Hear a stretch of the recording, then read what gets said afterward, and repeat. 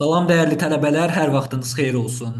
2026-cı ildə fevral ayının 15-də magistratura imtahanlarından ilki olacaq və artıq bu gündən yanvar ayının 14-dən etibarən qeydiyyat başladı. İlk imtahanınız bir daha deyirəm, fevral ayının 15-də olacaq və artıq qeydiyyat başlayıb deyə qeydiyyatdan necə keçmək lazımdır? Ödəniş şəxsi kabinetə necə edilir? Bunların hər birini bu videoda sizlərə diqqətlə deyəcəm. Sona qədər videoya baxın, çünki bəzən yarımçıq baxıb sonradan mənə sual verənlər olur ki, müəllim bu necə oldu? Halbuki soruşduqları sual videoda irəlidə var. Ona görə diqqətlə axıra qədər izləyin, sonra qeydiyyatdan keçin.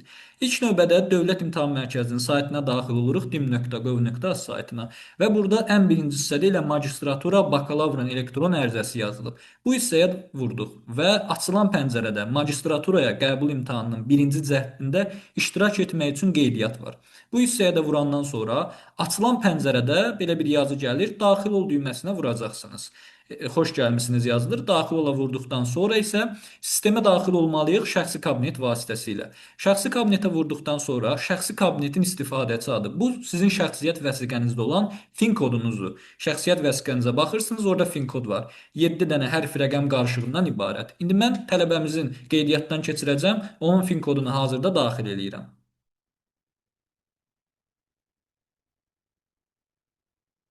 Tələbənin fin kodunu yazdıqdan sonra növbəti düyməsinə vururam. İndi isə məndən şəxsi kabinetin parolunu istəyir. Qeyd eləmək istəyirəm ki, siz parolu yaddan çıxartmısınızsa, onu necə bərpa etmək lazımdır barəsində də bir video çəkəcəm. Amma parolu yadında qalanlar davam edirlər videoya. İndi isə şəxsi kabinetin parolunu qeyd eləyəcəm bura. Şəxsi kabinetin parolunu yazdıqdan sonra isə bu hissədə şəkildə görsənən hərfləri aşağıya qeyd eləyirəm. Böyüklüyü və kiçikliyinə görə. Hər biri böyük olduğu üçün qeyd eləyirəm. Və hər şey hazır olduqdan sonra isə daxil ol düyməsinə vururam artıq. Daxil ol düyməsinə vurdum və açıldı hazırda. Tələbəmizin ərizəsi açıldı. Yuxarı hissədə adı, soyadı, adı və ata adı yazılmışdı. Bu hissədə də şəxsi kabinetdə olan məbləğ yazılıb. Hazırda məbləğ sıfırdır. Və bu hissədə daxil ol düyməsinə biz vururuq. Gördüyünüz kimi son tarixdə 26-sı yanvar ayında. Daxil ol düyməsinə vurduqdan sonra sol tərəfdə şəxsi məlumatlar, ali təhsil və imtahan var. Baxın, bu qış işarələri sizdə olmaya bilər, narahat olmayın. Yəni mən bir dəfə ərizəyə girmişəm deyə, ona görə burada quş işarələri var.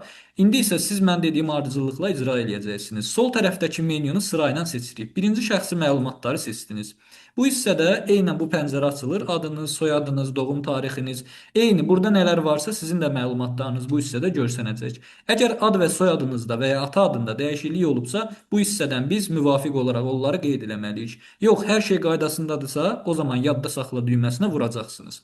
Yadda saxlanıldı, sizdə də bu quş işarəsi gələcək. Sonra ali təhsil hissəsinə keçirsiniz. Burada mən yenidən göstərmək istəyirəm. İndi sizdə necə olacaq? Baxın, ali təhsil hissəsinə gələcəksiniz bu qaydada. Bakalavr təhsili haqqında məlumat verin yazısı çıxacaq. Və bunun üzərinə vuracaqsınız.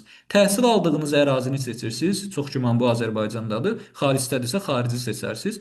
Azərbaycan Respublikasında davam edəcəksiniz. Bundan sonra sizin məlumatlarınız öz əksini tapacaq.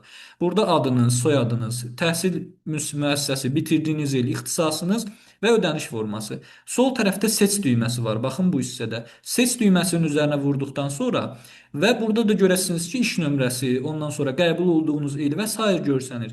Narahat olmayın, bu aşağıdakı orta müvəffəqiyyət göstəricisi 4-cü kursunuzsa sizdə də 0 göstərməlidir. Çünki hələ siz imtahanlarınızı verirsiniz. Bu sona yaxın artıq iyun ayında daxil ediləcək universitet tərəfindən. Yəni buranın 0 olması bir problem yaratmaz sizə. Yox, məzunsunuzsa burada balınız öz əksini tapmalıdır. Burada da hər hansısa bir edəcəyimiz bir şey yoxdur zaten. Yadda saxla düyməsinə vururuq. Yadda saxla düyməsinə vurduqdan sonra gördüyünüz kimi bu da tamamlandı artıq. Aşağı hissədə magistratura var, bax bu hissədə. Buradan biz qələm işarəsini seçdikdən sonra magistr təhsiliniz yoxdursa, yoxdurun üzərinə vurursunuz. Varsa, yəni məzunsunuzsa, daha əvvəl magistr təhsil almısınızsa buna vurarsınız. Yəni 4-cü kursunuzsa təhsilim yoxdur seçirsiniz, magistr təhsilim yoxdur. Yadda saxla düyməsinə vurduq. Burayla bizim işimiz bitdi. Gəldik sonuncu bölməyə, imtahan bölməsinə. İmtahan bölməsində imtahandan qeydiyyatdan keçin yazısının üzərinə vururuq. Burada sektorunuz olmalıdır. Yəni siz Azərbaycan sektorunda oxuyursunuzsa Azərbaycan bölmə, yəni Rus sektorunda oxuyursunuzsa Rus. Tələbəmiz Azərbaycan bölməsi olduğu üçün Azərbaycanı seçdik və onun imtahan verəcəyi xarici dil ingilis dilidir. Yəni ona ingilis dilində suallar təqdim olunacaq. 25, 20 sual və 5 də essedən bal gələcək. Həmin o hissədir. Xarici dili ingilis dilidir. Sizdə rus dilidirsə rus seçin, almandırsa alman seçin. Xarici dildə ingilis dilini seçdiniz və yadda saxla düyməsinə vurdunuz. Gördüyünüz kimi yadda saxlanıldı. İndi bu hissədə təsdiq edilməyib. Nəyə görə? Çünki tələbənin balansında hazırda pul yoxdur. İndi mən tələbənin balansını artıracam. Bunun üçün nə edəcəyik? Bu pəncərəni burada saxlayıram. Pəncərə ilə işim yoxdur. Keçirəm digər saytımıza.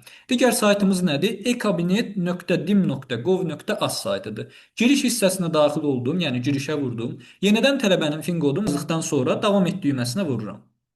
Yenidən parolunu qeyd edirəm. Tələbənin parolunu da daxil etdikdən sonra daxil ol düyməsinə vururam və sizin artıq elektron kabinetiniz gələcək. Bu da bizim tələbənin elektron kabineti. Adı, soyadı, qeydiyyatda olduğu rayon və sairə qeyd olunub bu hissədə. Bir dənə burada diqqətli olun. Əgər siz hazırda Bakıda təhsil alırsınızsa və sizin faktiki yaşadığınız yer, bunu əlaqə məlumatlarına vuracaqsınız və burada görəcəksiniz. Gördüyünüz kimi hazırda tələbədə Abşeron rayonudur. Məsələn deyirəm, bir özümdən nümunə gətirim. Bakıda hazırda təhsil alan bir insan ola bilsin ki, əvvəllər, yəni 11-ci sinifə qədər Bərdədə yaşayıb və faktiki yaşadığı rayon tutaq ki, deyirəm Bərdədir. Əgər Bakıda imtahan vermək istəyirsə, ki, çox güman adətən belə olur, onda buradan faktiki yaşadığı məntəqədən Abşeron, yəni oradan Bərdə rayonunu dəyişdirir eləyir. Bakı hansısa bir rayonu, Binəqədi və yaxud hazırda harda qalırsa. Yox, əgər elə Bərdədə imtahan vermək istəyirsə, Bakıda təhsil almağına baxmayaraq, onda orada müvafiq olaraq rayonu seçir və həmin rayona yaxın harda imtahan təşkil olunacaqsa orada verəcək. Amma dediyim kimi, siz faktiki yaşadığınızı əgər burada rayon görürsünüzsə, Bakıda imtahan vermək üçün gərək Bakıda buradakı rayonlardan birini seçəsiniz. Tələbədə Abşeron rayonudur, elə həmin ərazidə qaldığı üçün yadda saxla düyməsinə vurdum. Və gəldik ən önəmli məsələlərdən birinə. Balansı necə artırılır? Baxın, biz balansı artırmaq üçün çox bəsit sizə bir yol deyəcəm. Bu hissədə tələbənin kabinet nömrəsi, bax yuxarı sağ hissəyə fikir verin, seçmişəm. Burada tələbənin şəxsi kabinetinin nömrəsi var. Mən bu nömrəni seçdim. Ctrl-C, yəni kopyaladım. Siz bir dəftərə yaza bilərsiniz. Əgər belə Ctrl-C eləyə bilmirsinizsə və ya telefonla daxil olmusunuzsa, seçə bilmirsinizsə, yazırsınız vərəqə, yadınızda saxlayırsınız, belə deyim. Seçdiniz bunu, daxil oluruq indi bir növbəti saytımıza. Balansı artırmağı deyirəm indi sizlərə. Hesab.az saytına daxil oluram mən. Hesab.az saytı. Buradan daxil olduq hesab.az saytına. Və hesab.az saytına daxil olduqdan sonra gəlirik bu hissədə ödənişlər bölməsində təhsilə. Təhsili aşağı hissədən seçdim. Təhsildən sonra burada gəlir Dövlət İmtahan Mərkəzi. Dövlət İmtahan Mərkəzinin üzərinə bir dəfə vururam. Və bundan sonra nə edəcəm? Bundan sonra finlə yox, mən elektron şəxsi kabinetin nömrəsinə vuracam. Bura vurandan sonra bayaqları kopyaladığımı indi bura yapışdıracam. Gördüyünüz kimi bayaqları kopyaladığımı yapışdırdım. Davam et düyməsinə vurdum. Tələbəmin adı, soyadı, ata adı gəldi. Bəli, artıq hər şey qaydasındadır. Məbləği yazıram. Bildiyiniz kimi birinci imtahana 50 manat. İlkin imtahanın qiyməti, yəni 50 manat ödəyib daxil olmalısınız. Buradan kartınızın növünü seçirsiniz. Yəni bank kartlarından birini, Visa-dırsa Visa, üzərində zaten olur. Mastercard-dırsa Master seçirsiniz. İndi məndə Visa-dır deyə mən davam et düyməsinə vuracam. Davam et düyməsinə vurandan sonra bir dəfə də təsdiqləyirik. Ondan sonra isə artıq burada kartımızın nömrələrini yazmalıyıq. İndi mən bu hissəni yazıram. Təbii ki, indi bu hissə sizdə gizlənəcək.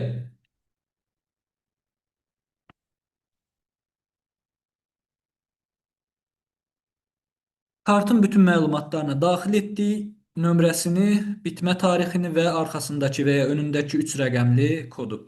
Və bundan sonra artıq təsdiq eləyirik. Nömrəmizə bir SMS gələcək.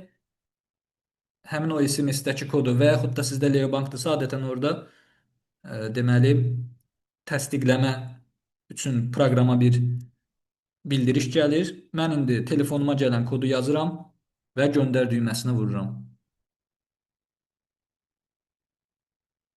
Gözləyirik və ödəmə uğurla tamamlanmışdır. Qaydırıq şəxsi kabinetə və buradan yeniləyirik.